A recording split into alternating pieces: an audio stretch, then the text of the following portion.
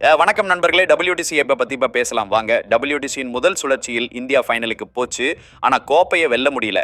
அப்போ New Zealand champion ஆனது. இரண்டாவது முறையும் இந்தியா ஃபைனலுக்கு போச்சு. ஆனால் ஓவல் மைதானத்தில் ஆஸ்திரேலியாவிடம் தோற்று போச்சு. அதனால் ஆஸ்திரேலியா சாம்பியன் ஆனது. மூன்றாவது முறையாக இந்தியா ஃபைனலுக்கு தகுதி பெறவே இல்லை. அந்த ஃபைனல் ஆஸ்திரேலியாவுக்கும் தென் ஆப்பிரிக்காவுக்கும் இடையே தான் நடந்தது. அதில் தென் Africa it's time for Africa என்று சொல்லி கோப்பையை வென்று உலக டெஸ்ட் சாம்பியன் ஆனது. இப்பொழுது நான்காவது சுழற்சி தொடங்கிவிட்டது. இதுல யார் வெற்றி பெறுவார்கள்? யாருக்கு வாய்ப்புகள் அதிகம்? ஒவ்வொரு அணியும் 3 தொடர்களை தன் சொந்த மண்ணிலும் 3 தொடர்களை வெளியிலும் விளையாடுவீங்க. ஒவ்வொரு அணியையும் பற்றி கொஞ்சம் அலசுவோமா? அணிகளின் எதிர்காலம் மற்றும் கணிப்புகள், எல்லா அணிகளுக்கும் உள்ளூர் மற்றும் வெளிநாட்டு போட்டிகளின் அடிப்படையில் ஒரு கணிப்பை செய்து இந்த 2 வருட சுழற்சியில் எந்த அணிகள் தகுதி பெறும் என்று பார்ப்போம். முதலில் இந்த 2 முறை ஃபைனலுக்கு தகுதி பெற்று ஒரு முறை சாம்பியனான ஆஸ்திரேலியாவிலிருந்து தொடங்குவோம். இவர்களின் சொந்த மண்ணில் நியூசிலாந்து, இங்கிலாந்து, பங்களாதேஷ் ஆகிய அணிகளுடன் தொடர் உள்ளது. பங்களாதேஷை இவர்கள் 100% வெல்வார்கள், அதில் சந்தேகமே இல்லை. என்னை பொறுத்தவரை ஆஸ்திரேலிய அணியில் வீரர்கள் வயதானவர்கள். இந்த 2 வருடங்கள் அவர்களுக்கு சற்று கடினமாக இருக்கும்.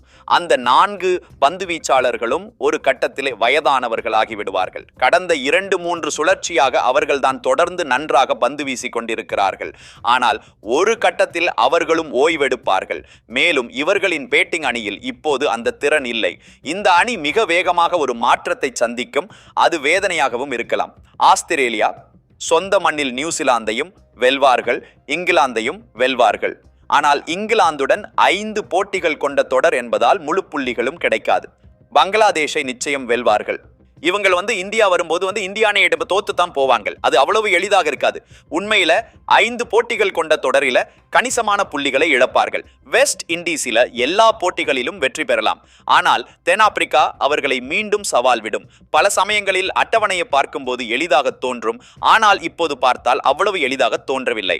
ஆஸ்திரேலியாவுக்கு ஒரு நல்ல வாய்ப்பு இருக்குது. தகுதி பெறலாம். ஆனால் அவர்கள் ஃபைனலில் நிச்சயம் விளையாடுவார்கள் என்று சொல்ல முடியாது. பங்களாதேஷை பற்றி நான் பேசவே விரும்பல. ஏனென்றால் நீங்கள் தகுதி பெறுவதே இல்லை, இந்த பட்டியலில் வருவதே இல்லை.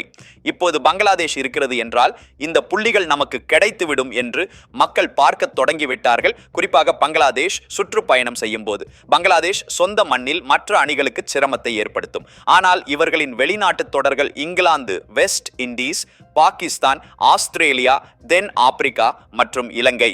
ஆஸ்திரேலியா, தென் ஆப்பிரிக்காவில் இவர்கள் தோற்கடிக்கப்படுவார்கள். இலங்கையில் ஓரளவு போட்டி போடுவார்கள். சொந்த மண்ணில் இங்கிலாந்து, பாகிஸ்தான், வெஸ்ட் இண்டீஸ் ஆகிய அணிகளுக்கு சிரமத்தை ஏற்படுத்தலாம். ஆனால் தகுதி பெறுவதற்கு அருகில் கூட வரமாட்டார்கள். அடுத்து அகர வரிசைப்படி இங்கிலாந்து. இவர்களின் சொந்த மண்ணில் நியூசிலாந்து, இந்தியா, பாகிஸ்தான் ஆகிய அணிகளை எதிர்கொள்கிறார்கள். இந்தியாவுடன் தொடர் 2-2 என்ற சமநிலையில் முடிந்தது. பாகிஸ்தானை எதிர்கொள்வார்கள், பாகிஸ்தானை வென்று விடுவார்கள். நியூசிலாந்து அவர்களுக்கு சிரமத்தை ஏற்படுத்தும். இங்கிலாந்தின் வெளிநாட்டு தொடர்கள் ஆஸ்திரேலியா, தென் ஆப்பிரிக்கா, பங்களாதேஷ். இந்த முறை இங்கிலாந்து தகுதி பெறாது என்றுதான் எனக்கு தோன்றுகிறது. அவர்கள் பொதுவாகவே செய்வதில்லை. கடந்த 3 சுழற்சிகளிலும் தகுதி பெறவில்லை. இந்த முறையும் எனக்கு அப்படி தோன்றவில்லை. இந்தியாவை பொறுத்தவரை சொந்த மண்ணில் ஆஸ்திரேலியா, வெஸ்ட் இண்டீஸ், தென் ஆப்பிரிக்கா ஆகிய அணிகளுடன் தொடர் உள்ளது. இந்த 3 தொடர்களையும் நாம் வெல்வோம் என்று நினைக்கிறேன். வெஸ்ட் இண்டீஸ், தென் ஆப்பிரிக்கா, ஆஸ்திரேலியா ஆகிய அணிகளை வென்று நிறைய புள்ளிகள் பெறுவோம். நமது வெளிநாட்டு தொடர்களில் ஒன்று இலங்கையில் நடைபெறுகிறது. அங்கு நிறைய புள்ளிகளை பெறலாம்.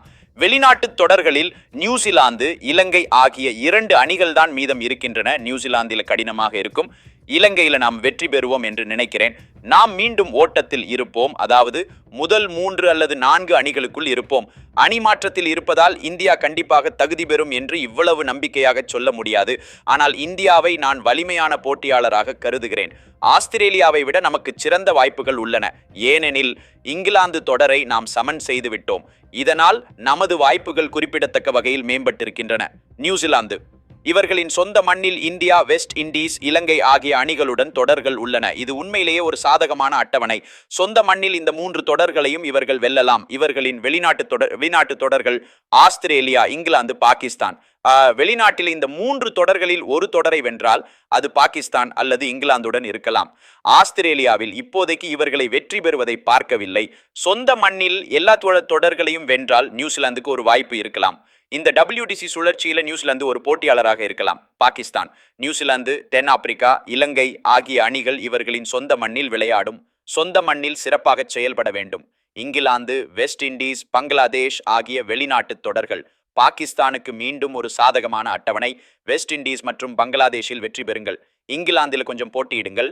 சொந்த மண்ணில இலங்கையை வெல்லுங்கள். நியூசிலாந்து தென் ஆப்பிரிக்காவை எதிர்கொள்வார்கள். பாகிஸ்தானுக்கு ஒரு நல்ல வாய்ப்பு இருக்கிறது. தென் ஆப்பிரிக்கா, ஆஸ்திரேலியா, இங்கிலாந்து, பங்களாதேஷ் ஆகிய அணிகள் இவர்களின் சொந்த மண்ணில் விளையாடும்.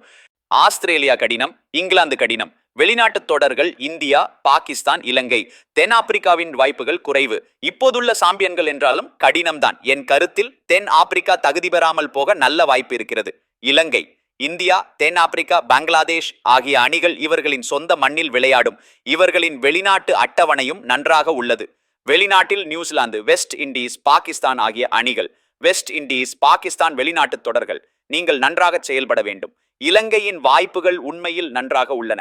தென் ஆப்பிரிக்காவை விட இலங்கையின் வாய்ப்புகள் எனக்கு நன்றாக தோன்றுகின்றன. வெஸ்ட் இண்டீஸ், உண்மையை சொல்ல போனால் இவர்களின் அட்டவணை எப்படி இருந்தாலும் தகுதி பெறுவதற்கான வாய்ப்புகள் இவர்களுக்கு இல்லை.